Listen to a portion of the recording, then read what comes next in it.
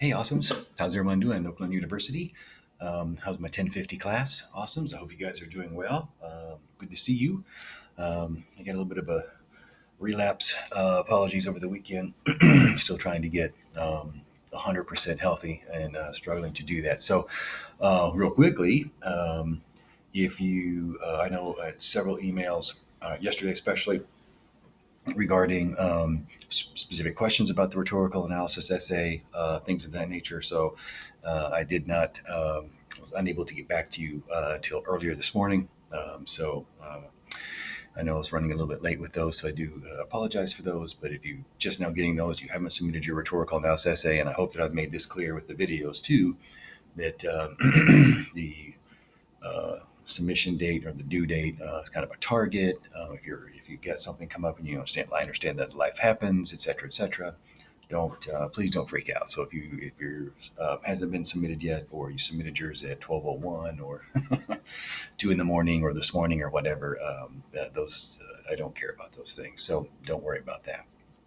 I think more importantly, as we go through the writing process, and especially with a paper like the rhetorical analysis, it can be challenging because it is such a big paper. So while I know it's, I don't want you to think it sounds, excuse me, premature to start thinking about revision already when we've just turned it in, but it's part of this revision.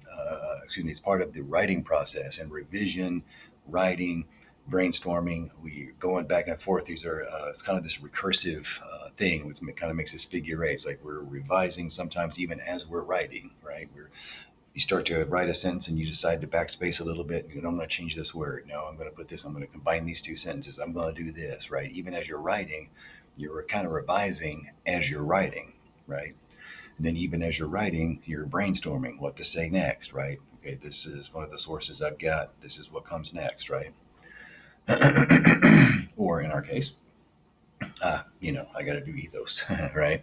So I look at the article that I'm rhetorically analyzing and make sure that I've got ethos in there. And so I think when it comes to revision, start at the beginning and work our way down, right? So that's what we're going to be kind of talking about this week. So I do want to point out real quick before I get talking too much about revision. I'll be in my office this Wednesday. I'm in O'Dowd, room 136. It's right on the ground floor there. Feel free to come by and see me Wednesday, 10 to 11:30. If you got any questions or concerns, I should be there, I think, pretty much every Wednesday. In some cases, I should be there maybe at 9 or 9:30. I'm not 100% sure just yet, but I know I'll be there by 10.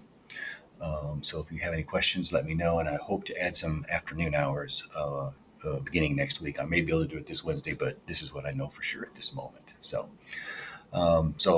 as you know, of course, I'll be posting videos about revision this week, but I do want to just kind of like real quick show you something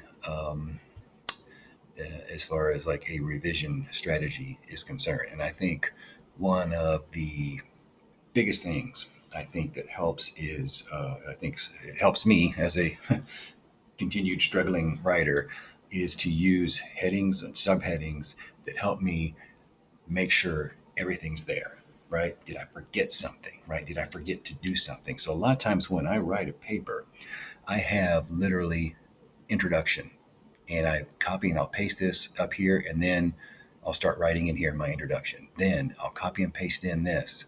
This is the stuff I need to put in here. So boom. So then I start writing this stuff in here, right? Now go to the third section, right?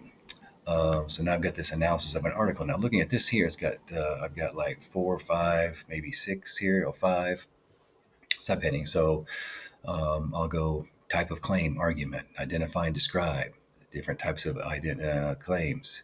Include specific examples from the text to prove your point. Boom. Okay, so I will put that, copy and paste that paragraph right in there, and then underneath that paragraph, okay, I need to identify and describe the type or different types of claims.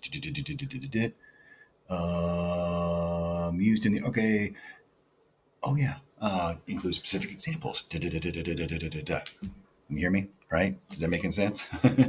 Rhetorical situation context. Describe the rhetorical situation context you chose to analyze. Use evidence from the text to support your point. Okay, remember we talked about the rhetorical situation.